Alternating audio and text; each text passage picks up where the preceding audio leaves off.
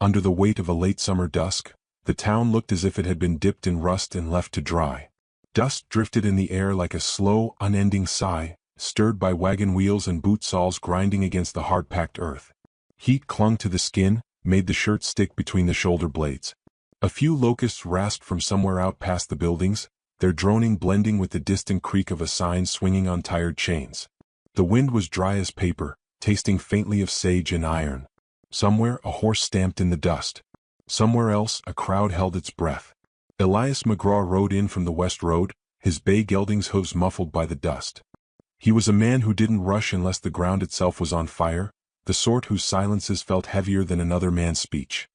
His hat brim shadowed his eyes, but not enough to hide the quiet way they scanned the street ahead.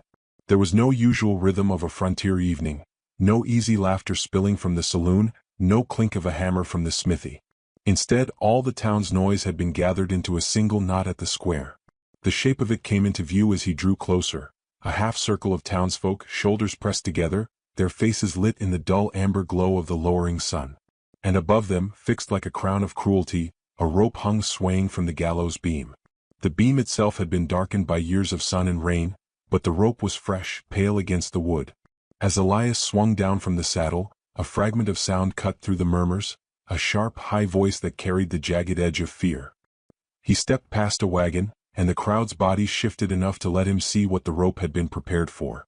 Two girls stood at the center, bound at the wrists with rough cord. Barefoot, dresses streaked with road dust, hair tangled into pale ropes against their small shoulders. They could have been mirror images, each with the same narrow face, the same wary eyes, the same stillness that didn't belong to children. Their gazes were fixed on something just beyond the crowd, but when Elias appeared, both pairs of eyes turned and fastened on him. It was not pleading, they didn't seem to believe in mercy, but it was a recognition, as if they'd already measured every other man in sight and found him the only one worth watching. Sheriff Amos Grady stood nearby, the badge on his vest catching the last glint of daylight. He had the smug stillness of a man who believed the law began and ended in his own hand. "Found him near Whitlock's barn after it burned," he announced when Elias stepped close enough to hear. "Witnesses say they were skulking round with matches. Folks figure it's time justice made an example." The crowd murmured agreement or at least didn't object. Elias' eyes moved back to the girls. Dirt on their cheeks had dried into pale tracks where tears might have been earlier. They stood with shoulders touching, neither flinching nor speaking. From the edge of the circle, Tobias Kane, the general store's owner, leaned in just enough for his voice to carry. "Ain't right to have him growing up meaner. Best to finish it now." He grinned, a grin that asked for approval and got nods from the ones who'd never lifted a hand in kindness. Near him, Martha Penrose, the preacher's wife, clutched her shawl and shook her head like she was seeing the devil's own spawn. "You all know their mama," she hissed. "Died in the poorhouse. No father worth naming. Best not to let rot spread." The twins' eyes didn't flicker at her words, but Elias felt a slow tightening under his ribs. He'd heard voices like this before, the ones that didn't know mercy and didn't want to. He stepped forward until the sheriff's hand moved reflexively toward the rope at his side. "What's the price?"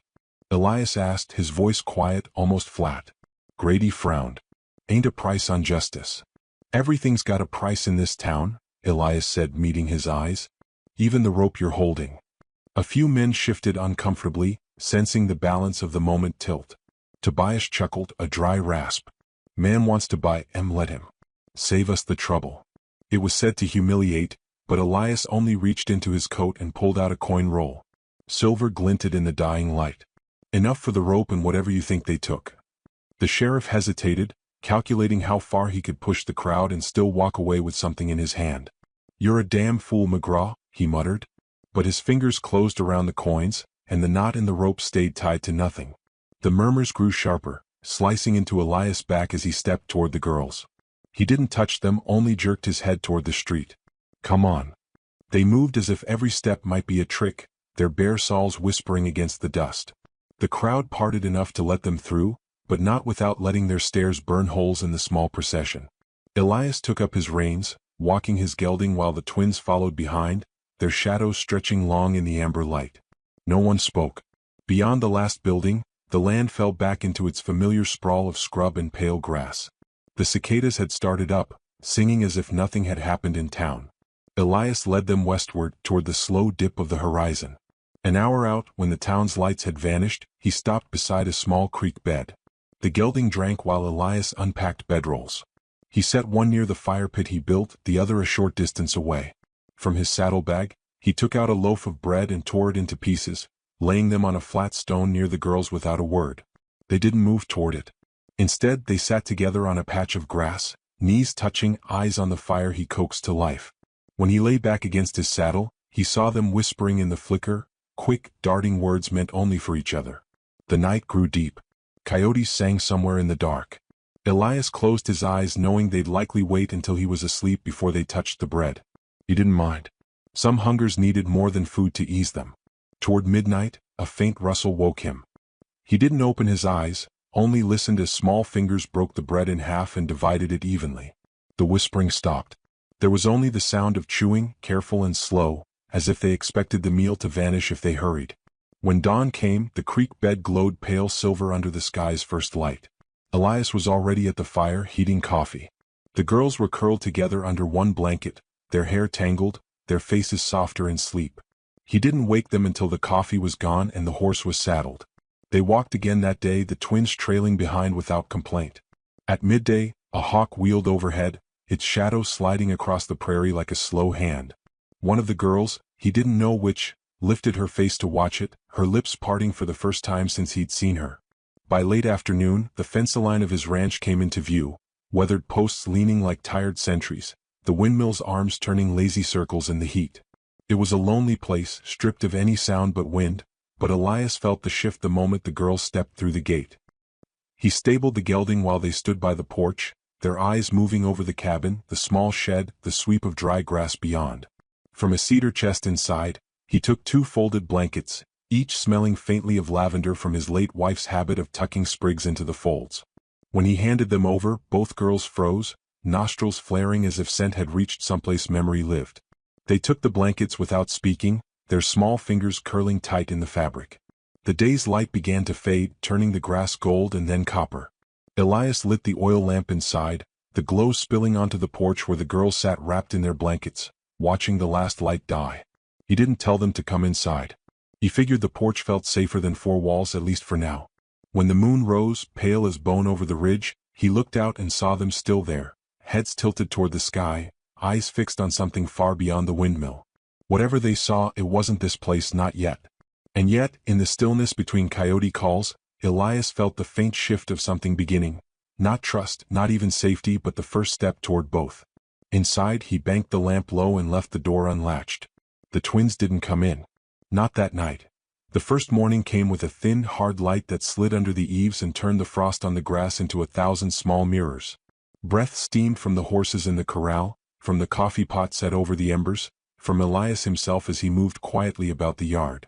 The air was cold enough to sting the nose, but carried the dry sweetness of prairie sage, a smell that could make a man believe the world was still clean if he didn't look too hard at it.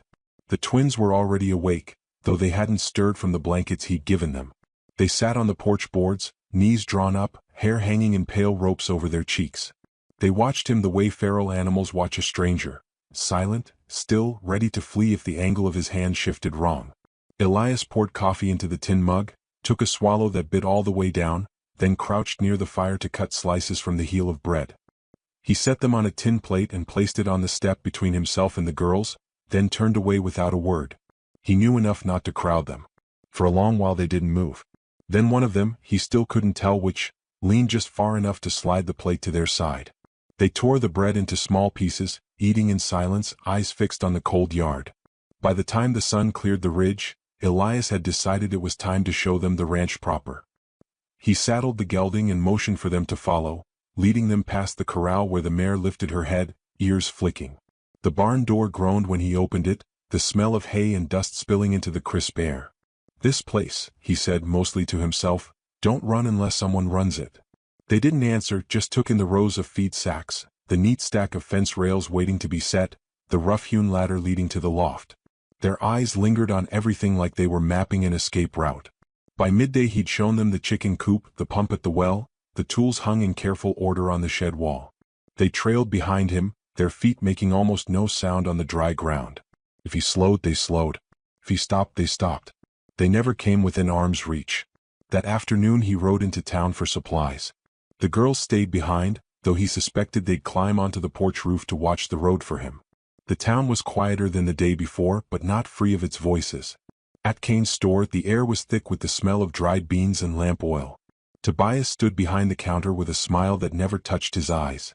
"Word's gone round," he said as Elias set flour, salt, and coffee on the counter. "Man like you livin' alone all this time, then suddenly walking off with two strange girls from a rope? Folks get to wondering." Elias counted coins into his palm without looking up. "Let him wonder." Tobias leaned forward. "Wonder turns into talk. Talk into trouble. You sure you want that kind of shadow on you?" Elias didn't answer. Outside, he caught sight of June Carter crossing the street with a satchel of books. She'd been widowed 3 years back and carried herself like someone who'd decided she wouldn't break just because the world had tried to. "McGraw," she called, her voice low but steady when she reached him. "Heard you took those girls. I'm glad." He studied her face for judgment but found none. Only a kind of careful hope. "They're skittish," he said. "They've had cause," she replied. "If you'd like, I can bring them books. Sometimes reading gives a child a place to be when the world won't have them." He nodded once. It was the first offer of help he'd had since yesterday. Back at the ranch, the sun was folding itself down behind the ridge, leaving the sky bruised and gold. The girls were on the porch steps, exactly where he'd left them, but now a small pile of pebbles sat at their feet. One of them clutched the smallest stone in her hand as if it were worth keeping. That night, he set the bread and beans on the table, then lit the lamp. He didn't call them in. Still, the door creaked open after a moment, and they stepped inside together, blankets still wrapped around their shoulders. They sat opposite him, hands in their laps, and waited until he'd filled their bowls before they touched a spoon. The meal passed in quiet. But when they left the table, one of them, Abigail or Ada, he still didn't know, set that small pebble beside his plate. He didn't move it, just let the cool weight rest in his palm after they were gone. The days settled into a pattern. Mornings were crisp, the grass silvered with frost, the breath of animals curling into the air. Elias would set chores, simple ones at first, while the girls shadowed him at a distance. Feeding chickens. Carrying water from the pump. Sweeping the porch. They moved together like halves of the same thought, never apart, never speaking to him unless it was necessary. By the fourth day he'd learned to tell them apart. Abigail's jaw set just a fraction harder, Ada's eyes carrying a softness that flared and vanished like a candle in wind.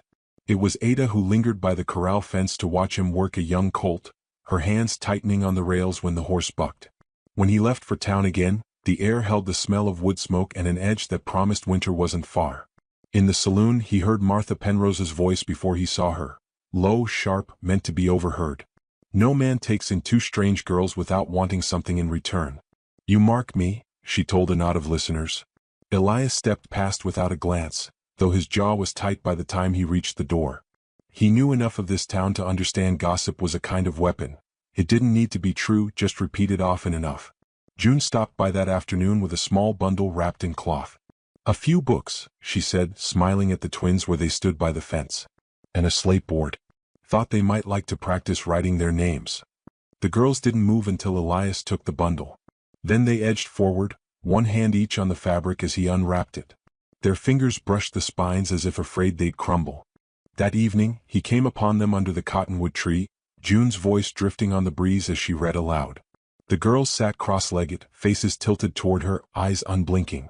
A sound rose between them, soft, startled laughter, and it struck him that it was the first real sound of joy he'd heard from them. Later, Abigail lingered at the door as June left. "We had a brother," she said suddenly, voice so quiet it might have been mistaken for wind.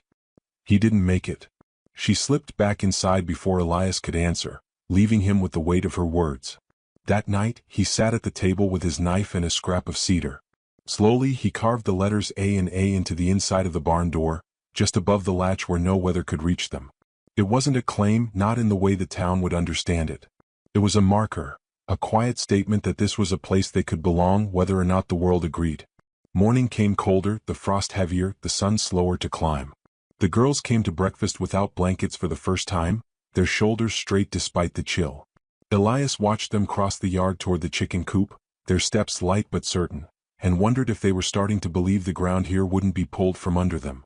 But when he rode into town that afternoon, Tobias's voice reached him before he hit the hitching post. "Man keeps two wild girls out on his spread, Can't be up to anything good, he said to a pair of farmers, his smile wide. Elias tied his horse in silence, the words clinging to him all the way back home. The girls were on the porch when he returned, their eyes narrowing just slightly when they saw his face. They didn't ask and he didn't tell. But as the sun went down, he found another pebble set on the porch rail, smooth and round. It was Ada this time, he thought. He picked it up, the stone cool in his palm, and turned it over once before slipping it into his pocket. Somewhere out beyond the ridge, the wind picked up, carrying with it the dry, thin scent of winter's edge. He stood there a long while, the porch boards cold under his boots, thinking how some storms didn't come with thunder, they came with whispers. And the town, he knew, was already gathering its clouds. The frost had thickened overnight, laying its pale lace over every fence rail and stalk of grass. Breath rose from the horses in great clouds, and the cold made the boards of the porch creak under Elias's boots. The twins were already awake, their small shapes framed in the pale light of the kitchen doorway. They didn't speak, but their eyes followed his every move as he poured coffee and sliced bread, the warmth of the stove curling around their bare ankles. He set the bread on the table and took his place across from them. "You have names?" he said, not as a question but as a fact waiting for confirmation. They looked at each other. The silence stretched, a taut wire between them, until one drew in a breath. "Abigail," she said, her voice cautious as if giving something away. The other added, "Ada." He nodded once, letting the syllables settle in his mind like new stones in a wall. "Good names," he said simply, and went back to eating. After that morning something shifted. They began to move through the cabin less like shadows and more like people who believed they might be allowed to remain. Abigail, with the sharper eyes and the firmer set of the mouth, took to sweeping the porch each morning without being told. Ada would linger near the pump, filling the bucket a second time just to watch the water gleam in the sun. They still spoke little to Elias, but he began to catch their voices in the yard, soft, quick exchanges in a language of their own, punctuated by the occasional short laugh. One evening he found an old doll in a crate of his late wife's belongings. Its dress was frayed, one arm hanging by a thread. Without thinking much of it, he set to work at the table, mending the seam with careful stitches. The next morning the doll sat on the porch rail, its arm whole again, and beside it lay a wildflower, its stem bent, its petals still holding the dew. When Elias rode into town a few days later, the air was brittle with cold. Tobias Kane was leaning against the post outside his store, his hat pushed back. "Sheriff was asking about those girls," he said without preamble. "Says he might need to bring them in for more questioning about the Whitlock fire." Elias felt the old heat stir in his chest but kept his voice even. "They're not going anywhere." "Suit yourself," Tobias said, the smile curling at the edge. "Just know some folks think you're keeping them for reasons that don't bear saying out loud." Inside the store, June Carter was thumbing through a stack of paper scraps for her school lessons. She looked up when Elias entered, her gaze sharp enough to read the tension in his shoulders. "What's happened?" "More talk," he said, not bothering to soften it. June glanced toward the street, then back at him. "Bring them into town tomorrow. Let people see them as they are, not as gossip paints them." Elias didn't answer, but the thought stuck in his mind all the way home. That night, the girls ate in silence, though Abigail's eyes kept flicking toward the barn. When they were done, Elias followed her gaze. "Come on," he said, and led them outside. The barn smelled of hay and oil, the air warmer than the frostbitten yard. He took his knife and carved their initials, AW and AW, into the inside of the door. "This is yours," he told them. "Even if you can't see it from the house, it's here." Ada reached out, fingertips brushing the grooves in the wood. Abigail didn't move, but her eyes stayed fixed on the marks as if memorizing them. The next morning, June arrived with a bundle under her arm. "Books," she said, holding them out. "And a slate board." The girl's hands hovered over the covers, then drew back. "We can't write," Ada said. "Then you'll learn," June replied, her tone gentle but certain. Under the cottonwood that afternoon, she began reading aloud. The words came slow, each one carried on the wind. Abigail sat with her knees pulled to her chest, chin resting on them, while Ada leaned forward, eyes wide. Now and then June would pause and trace a letter in the dust with a stick, and the girls would mimic it, their small fingers smudged with earth. By the time the sun slid low, they had written their own names, crooked, halting letters, but theirs all the same. Elias, watching from the porch, felt something loosen in his chest. That night the wind picked up, rattling the shutters. He found himself at the table again, knife in hand, shaping a small length of cedar into two smooth pendants. On each he carved their names. He left them on the table in the morning, no explanation. When he came in from the yard, the pendants were gone, but Ada's hair now held a bit of twine, and Abigail's fist was curled around something in her pocket. The cold deepened in the following days. Ice crusted the water in the troughs and the grass lay stiff underfoot. Still, the girls worked beside him, carrying wood, scattering feed, silent but present.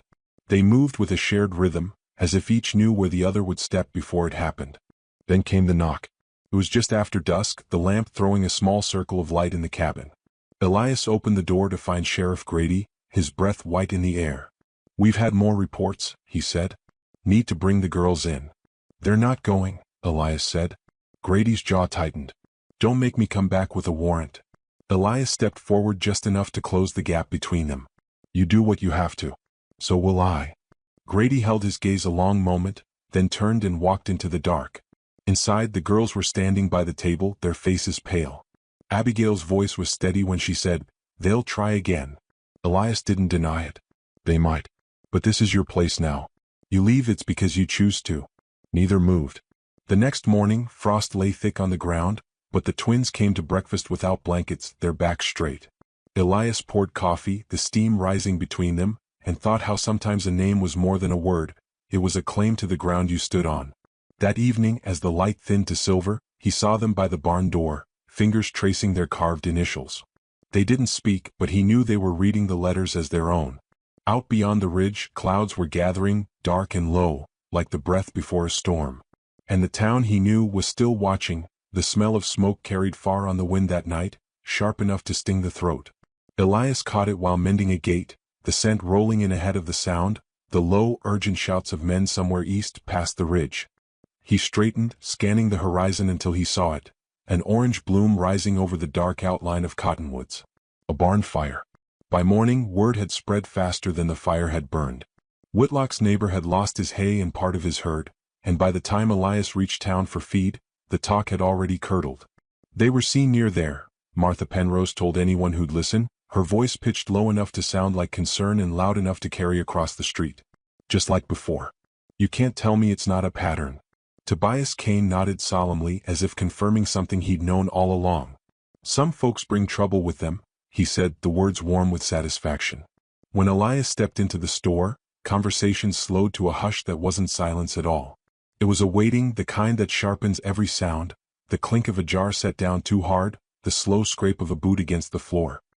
He bought what he needed without looking at anyone, but on the way out, Martha brushed past him, the faint scent of her lavender soap curling around a sentence meant only for his ear. "We all know where this ends, Elias." Outside, the coal felt cleaner. He swung into the saddle and rode for home, the bag of feed thumping against his thigh. From the porch, the twins saw him coming. Abigail's face tightened, and Ada set down the broom she'd been pushing across the boards. "They're talking again," Ada said before he'd even dismounted. "They'll talk till they find something new," Elias replied. He didn't add that sometimes gossip didn't fade, it hardened. That night, the wind shifted, carrying the smoke smell again, faint but enough to keep the girls restless. They lingered near the window long after the lamp was turned down, as if expecting torches to bloom in the dark. 2 days later, June came by. She didn't knock, just left a basket at the gate, apples, bread, and a jar of preserved peaches. The girls found it in the frost and carried it inside like it was contraband. "She's not afraid of us," Ada said quietly. "She knows better," Elias said, and that was all. But the storm in town was still building. Sheriff Grady rode up the next afternoon, his horse stamping in the cold. "Need to bring the girls in for questioning," he said, his tone flat as a nail. "Folks are nervous." "They're not going anywhere," Elias said. "Not how it works," Grady replied, though his eyes shifted away for a beat too long. "It'll go easier if you cooperate." Elias stepped down from the porch, closing the distance until the sheriff's boots creaked under his shifting weight. "Easier for who?" The wind picked up, tugging at Grady's coat. "For them," he said, but it lacked conviction. When he rode off, the girls were standing in the doorway, the cold curling around their bare ankles. "They're going to come back," Abigail said, not asking. Elias looked at her a long time before answering. "Maybe. But you're here until you decide otherwise." That night, he found them in the corral just before dawn, small bundles in their hands, 2 apples, a folded blanket between them. They froze when he stepped into the lantern light. "You were leaving," he said, though it wasn't a question. Abigail's chin lifted, but her voice trembled. "We don't want to make trouble for you." "Trouble's already here," Elias said. "Leaving won't change that. But you can choose who you stand with."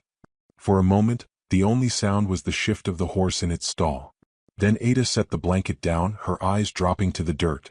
Abigail followed, slower, her fingers still curled tight before she let go. They came back inside without another word. The wind rose that evening, rattling the barn doors, whistling through the fence rails. Elias worked beside them, patching a section of wire in the dark with only a lantern for company. The girls moved with him, holding the wire taut, handing him staples without being asked. They didn't speak, but he could feel the weight of their choice in the way they stayed at his side. The next trip into town was colder still. Frost silvered every roof, the boards of the sidewalks slick in the shade. As Elias passed the saloon, the door swung open and Tobias stepped out, words pitched just loud enough to catch. "Can't save what don't want saving." Elias didn't turn, but the girls heard it when he told June later. She was at the schoolhouse, sweeping the floor. "Then make sure they see something worth keeping," she said, her eyes fierce. The words stayed with him.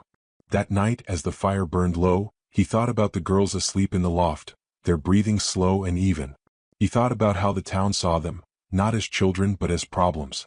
And he thought about the way their fingers had brushed the carved initials in the barn, as if grounding themselves there. 3 days later, another fire flared on the far side of town. The rumors came faster this time, like dry grass catching. Elias didn't wait for the knock. He saddled the gelding and rode straight to the saloon, the air inside thick with heat and talk. Tobias was at a table near the stove, cards in his hand. Elias walked over, the room going quiet in the space between one breath and the next. "You've been telling lies about the girls?" Elias said. Tobias smiled without looking up from his cards. "Just telling what folks want to hear." Elias's voice stayed low, steady. "Then hear this. If one more word out of your mouth points to them, you'll wish it hadn't." A chair creaked. Someone coughed. Tobias set his cards down, the smile tightening. But he didn't answer. When Elias stepped back outside, the air felt sharper. He rode home under a sky heavy with clouds, the kind that promised snow. That night, the girls stayed close to the fire, their eyes flicking to the window whenever the wind rattled it. When he banked the coals, they were still there, sitting cross-legged on the floor, as if moving away might loosen the ground beneath them. Near midnight, the wind shifted again, bringing with it the faint smell of smoke. This time it wasn't from town, it was from the west, where the open land met the river. Elias went to the porch, scanning the dark. Behind him, he heard the slow creak of floorboards and turned to see Abigail in the doorway, Ada just behind her. "They'll come again," she said. Out beyond the ridge, a coyote called, long and low, its voice carrying across the frozen grass. The air was sharp, the kind that made breath visible, made every sound stand out. Elias held their gaze and knew the truth in her words. The clouds above the ridge were moving fast, dark shapes sliding across the moon. Somewhere between here and town, the storm was already gathering. The first sign was the thud of hooves on frozen ground, carried on the wind long before shapes emerged over the rise. Elias was in the yard, splitting wood, when he heard it. He straightened, the axe still in his hand, and saw dust blooming from the road. The girls were in the barn, feeding the hens. He didn't call to them. No sense in bringing fear sooner than it needed to arrive. The riders came into view, 6 men, Sheriff Grady at the front, his coat flaring, badge glinting dull in the winter light. They didn't slow until they reached the gate, the horse's breath clouding the air. Grady's eyes swept the yard, then fixed on Elias. "We're taking the girls," he said. "Trial's set for tomorrow." Elias rested the axe against the block, his hands slow, deliberate. "There's no trial," he said. "Only what you've decided already." Grady's jaw tightened. "Move aside." Elias stepped forward instead, closing the space until the nearest horse snorted and shifted. The cold air carried every sound, the creak of leather, the jingle of bit chains, the far-off crack of ice breaking on the river. "They're not leaving here," Elias said. His voice was calm, but it carried the weight of something immovable. Behind him, the barn door eased open. Abigail and Ada stood there, blankets around their shoulders, eyes wide but steady. They didn't move toward him, but he could feel their gaze at his back, the way you feel a hand close without touching. Grady shifted in the saddle. "You willing to risk the whole town turning on you for 2 strays?" "They're not strays," Elias said. "Not anymore." A murmur rippled through the riders. Doubt, or maybe something softer. But Tobias was among them, his grin cutting through the moment. "A man's hiding behind little girls now?" That's what passes for courage. Elias didn't look at him. You've got nothing that belongs to you here, he said to Grady. Take your men and go. The silence stretched. Then Tobias's hand twitched toward his rifle. Elias's moved faster, not to fire but to unshoulder his own, the motion smooth and sure. He didn't aim high, didn't shout. He just held it, the barrel steady, the set of his jaw making the air between them feel like a wall. From the road behind the riders came another sound, hoofbeats, quicker this time. June Carter appeared, riding hard, her scarf trailing in the wind. Behind her came 3 townsfolk, Mr. Bell from the smithy, Clara May's brother from the mill, and old Nathan with his crooked back. They pulled up just shy of the gate. Sheriff, June called, her breath making white bursts in the air. You've got no claim. The Whitlock fire was an accident and you know it. Half the town will swear it if they have to. Grady's face darkened. You're meddling. I'm telling the truth, she said. And so will these men. And others if you push this. Mr. Bell nodded, the movement slow but firm. We've had enough of chasing children for grown folks' grudges. It wasn't all of them, not nearly enough to overpower 6 riders, but it was enough to break the line. One by one, Grady's men began to shift in their saddles, eyes darting between Elias and the growing group behind June. The wind pressed at their coats, the horses stamping in the cold. Tobias swore under his breath and turned his mount. You'll regret this, McGraw, he muttered. Grady lingered a moment longer, his eyes locked on Elias, then jerked the reins. Let's go. The riders wheeled away, the sound of hooves fading until the only noise was the wind through the bare cottonwoods. Elias lowered his rifle but didn't move until the dust had settled. June dismounted, her cheeks flushed from the cold and the ride. They'll talk more now, she said quietly. Let them, Elias replied. The talking's all they've got left. From the barn, the twins stepped out, the blanket still around their shoulders. They walked to him slowly, the frost crunching under their bare feet. Abigail's chin was high, Ada's eyes bright in a way that hadn't been there before. You didn't let them take us, Ada said. Elias looked down at them, the lines of his face easing just enough to show the truth beneath. Wasn't ever going to. They didn't smile, not exactly, but something in their posture loosened. Abigail reached out, her small hand brushing the back of his. It wasn't a grip, not yet. But it was a tether. That afternoon, he saddled the gelding and brought the old wagon from the shed. The 3 of them rode into town together, not hurrying, not hiding. The streets were quiet, but curtains shifted in windows as they passed. Elias kept his gaze forward, the twins beside him, their heads uncovered in the pale winter sun. When they reached the schoolhouse, June was waiting. The girls climbed down without prompting. Abigail took Ada's hand and they walked up the steps, pausing at the door just long enough to glance back. Elias tipped his hat once and they disappeared inside. He stayed until the sound of their footsteps faded, then turned the wagon toward home. The air smelled of snow coming, the kind that would lay clean over everything for a while. That evening, as the sun bled into the horizon, they rode back together, the wagon wheels creaking in the cold. Abigail leaned against his arm, Ada watching the fields slide past. The wind tugged at their hair, carried their quiet laughter across the frozen grass. Somewhere beyond the ridge, the town was still talking. But here, the sound of hooves on hard ground was steady, certain, unhurried, a quiet gallop that promised they were going home.